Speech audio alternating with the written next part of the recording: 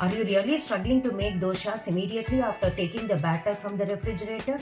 Generally, we store the dosa batter after grinding and fermenting inside the refrigerator so that we can make use of it whenever it's required. If you try to make dosas immediately after taking the batter from the fridge, then the dosa batter will try to stick to the tawa, and then it will also, the texture of the dosa also will be thick like a leather. The temperature in the refrigerator is normally low. Hence, the microbes and the yeast is in a sedentary state. Hence, we need to first of all bring this batter into the room temperature. You can do this in two ways. First method, you can that is called the hot water bath.